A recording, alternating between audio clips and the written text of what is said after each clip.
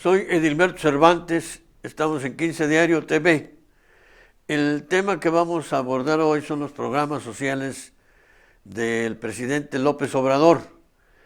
El día de ayer, en la mañanera, como se le conoce, anunció que se estaba elevando a rango constitucional diversos programas sociales que él ha impulsado desde que llegó a la presidencia de la República.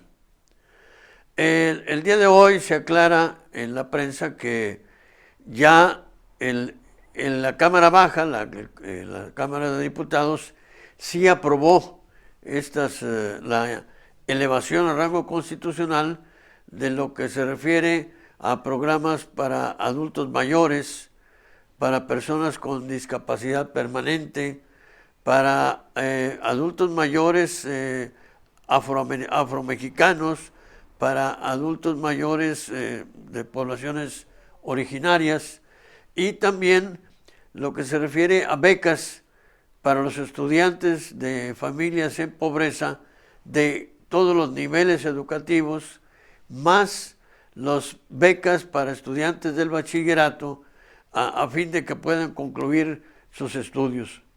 Es un paquete muy importante de beneficios, pues para lo que AMLO planteó en su momento, para la gente más pobre, para la gente más en condiciones más difíciles de sobrevivencia.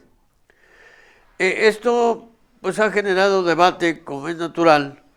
Algunos partidos políticos de oposición en el Congreso plantean que hay riesgos de que esto se pueda utilizar desde un punto de vista político, electoral, de que estos beneficios inclinen en favor de AMLO o en favor de los candidatos que AMLO promocione el próximo año, pues que quien recibe estas becas, quien recibe estos recursos, se va a inclinar su voto en favor de él.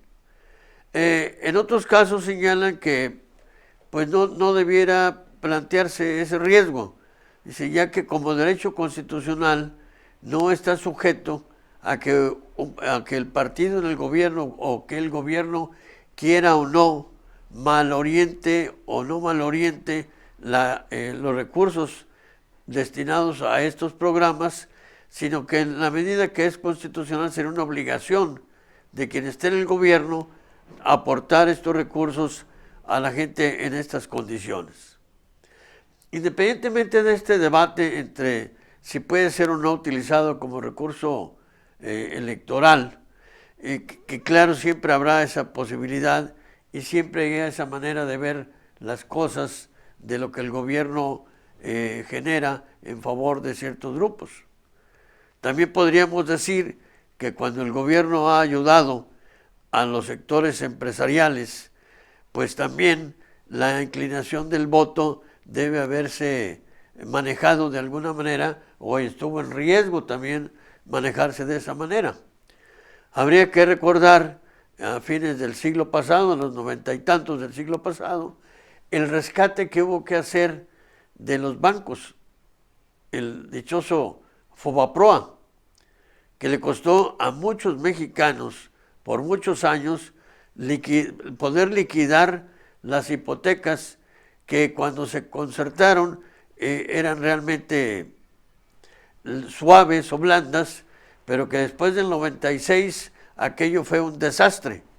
Y sin embargo, el gobierno no rescató a los deudores de la banca, sino que rescató a la banca.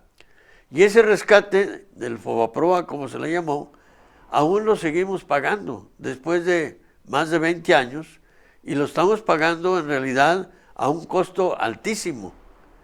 Y al parecer, porque estas noticias se dan allá cada y cuando, al parecer lo que se adeuda o lo que el gobierno, el Estado, dicen, tiene comprometido para el Fobaproa está en crecimiento. Yo creo que lo mejor que puede hacer López Obrador es avanzar en la instrumentación de estos programas sociales. Que la elevación a rango constitucional sea una manera de protegerlos para que, como él dice, los conservadores o quienes vengan después de él puedan echar para atrás esos programas, que esto los va a dificultar. Yo creo que sería más bien buscar una instrumentación muy efectiva de estos propósitos, de estos programas, que realmente se traduzcan en un beneficio palpable para todos.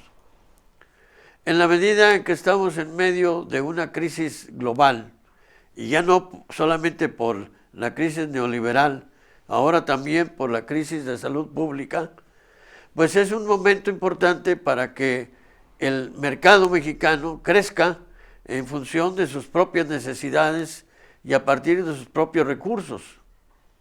Ya se dice que no va a haber inversionistas de afuera, que las bolsas se han caído. Las bolsas siempre están subiendo y bajando. Y hemos vivido desde hace 30, 40 años con este neoliberalismo en una época y en un mecanismo de pura especulación. La bolsa es eso, es pura especulación. No es un reflejo de la economía real. En fin, creo que para México en esta coyuntura López Obrador debe avanzar en la instrumentación y en la consolidación de estos programas sociales, porque es lo que al final va a salvar a los mexicanos.